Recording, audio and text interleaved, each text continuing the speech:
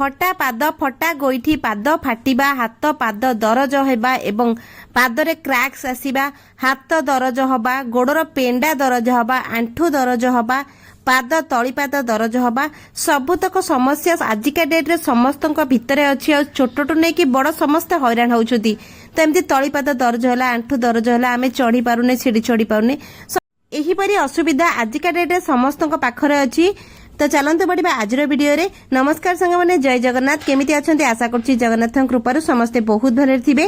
चलते बढ़िया वीडियो कौट देखते ना सर गलेन प्लीज कमेंट जनइबे ताकि मुझे धन्यवाद जनइबी सांग मैंने यही सब असुविधा समस्त घरे आजिका डेट रे अच्छी खरा वर्षा शीत जहाँ भी हो पाद फाटिबा गोईठी फाटिबा गोटे कमन हो गलानी समस्ते कष्ट पाउछ पादर रक्त बाहर पाद फाटिबा सहित पाद दरज होगा कारण पाद फाटिले मन को पाद दरज हम आम सब पूरा बॉडी पूरा प्रभाव पड़ो तो से वीडियो रे बढ़िया मात्र आप थरटे करके देखते आपको केते बेनिफिट मिलबे आप बिलीव करि परिबे नहीं से प्रथम टिप्स मैं आपन सहित शेयर करी पान पत्र आमको बहुत सहजरे बजार में मिल कहार पान गछ अच्छी किए पान खाऊची पान दुकान रे मिल जाव 4-5टी पान पत्र आणिबे पान पत्र आनिकी कौन करेंगे चूना चूना करदे गोटे कड़ई रे आमे सोरिष तेल पकेबा कला जीरा गोटे चामच मेथी गोटे चामच पकेबा पान पत्र को भलिकी धोईकी एथिरे गुंड करी पकेदेबा हाँ पान पत्र जेतेबेले पकेबे सेटा चढ़ चढ़ फुटिबो टिके दूरेकी रहिबे सेटा मु आगुआ कहि दउची जो पात्र आप व्यवहार कर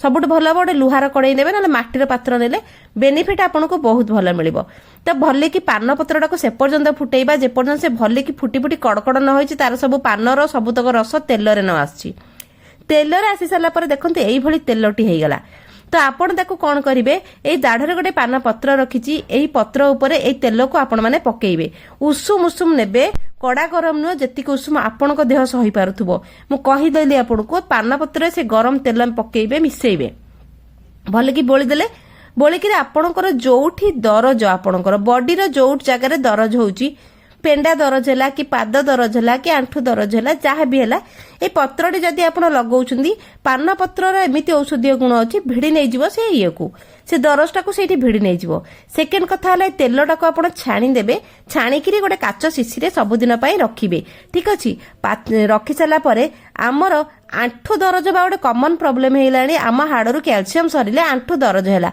से आंठू दरज आजिका डेट रे कम एज लोकंकर भी आंठू दरज होची आपण जेतले बेड को जिबे से तेलटी बेड पाखे रखी देइथिबे कारण बेड को गला पर मन पड़ेनी आंठू ऊपर कौन करेंगे निजे कौन करेंगे सर्कुलर मोशन रे लगेबे तापर आंटी सर्कुलर मोशन रे ताको मसाज करेंगे आगो सर्कुलर रे मसाज करेंगे तापर आंटी सर्कुलर रे मसाज करेंगे आम आंठू गुड़ा को सेमिति मसाज करा जाए करिकी आपण राति रे सोई पड़िबे आंठू हो आपनकर आंठू गंठी हो दी हाथ रे करेंगे पादर गोइठी रे लगेबे एमती मुझे देखा सेमती धीरे धीरे करके मसाज करेंगे आपन को एते रिलैक्स लागिबो घरे जी भी बुढ़ा बुढ़ी अच्छा जी भी हो जार भी आंठू दरज होउची छोट पिलांकर भी आजिकल पिला माने खेली खेलिकी आसुचंती तांकर भी बिंधा होउची एमती पेंडा दरज है आमर ए तेलटी भारी औषधीय तेल महंगा महंगा तेल या आगे फेल मारिबा आमे बजार आजिका डेट रे ए आयुर्वेदिक जिनस आनले या आनले ता आनले किंतु घरे आपण लो कॉस्ट रे ए जो आयुर्वेदिक जिनस एगुडाक एटा धीरे धीरे लुप्त पाउची एको केही पचारु नाहंती धीरे धीरे आपण देखंतु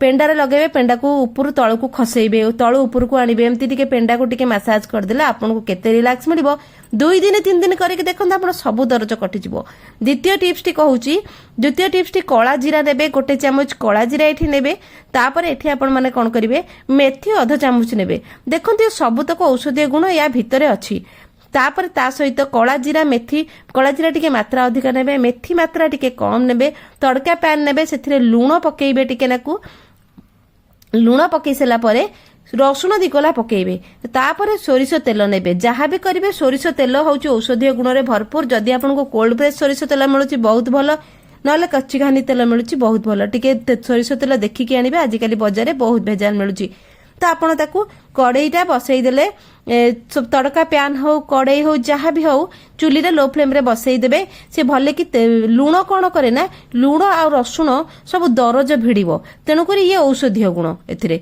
आ कला जीरा आ मेथी तो आहरी औषधीय गुण सब जिनस को सोरिष तेल रे फुटई नेबे फुटेकी कौन करेंगे आपण को एक भले कि फुटीज से सब फुटिकी पूरा पोड़बनी पोड़ाठू टिके कम रर सब औषध गुण सोरिष तेल रे मिसिबो देखो आम घरे ही सब औषध अच्छी ଔଷଧ କିଣିବାକୁ ପଡ଼ିବନି ଆପଣଙ୍କୁ।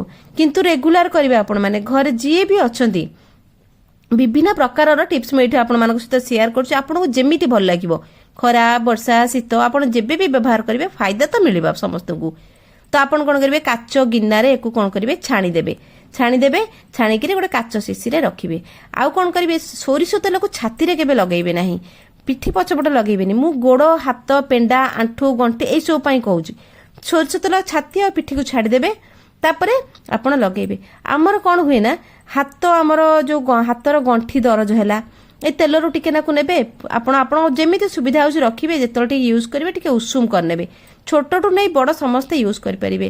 ଆପଣଙ୍କ ହାତ ଫାତ ଦରଜ ହେଇଗଲା, ଆପଣଙ୍କ ଗୋଡ଼ ଦରଜ ହେଲା, ଏମିତି ହାତର ଗଣ୍ଠି ଏସବୁ ଦରଜ, ଖାସ କରି ପାଦ ତଳି ପାଦ ଆପଣ ଲଗେଇବେ। ପାଦ ଫାଟିବାଟା ଆଜିକା ଡେଟ୍ରେ ସମସ୍ତଙ୍କ କମନ୍। ଶୀତ ଦିନେ କ'ଣ ପାଦ ଫାଟିବ? ପାଦ ତ ଆମର ଖରା ଦିନେ ବି ଫାଟୁଛି, ଯୋଉଥିରେ ମଏଶ୍ଚର କମ୍ ଅଛି ଯୋଉ ଜାଗାରେ ପାଦ ଫାଟିବ। ପାଦକୁ ଭଲକି ଗରମ ପାଣିରେ ଟିକେ ଲୁଣ ସୋଢା ଟିକେ ସାମ୍ପୁ ଟିକେ ପକେଇ ଧୋଇଦେବେ। ତାପରେ ପାଦ ଉପରେ ଏଇ ତେଲ ଟିକେ ଭଲକି ମାସାଜ କରିଦେବେ।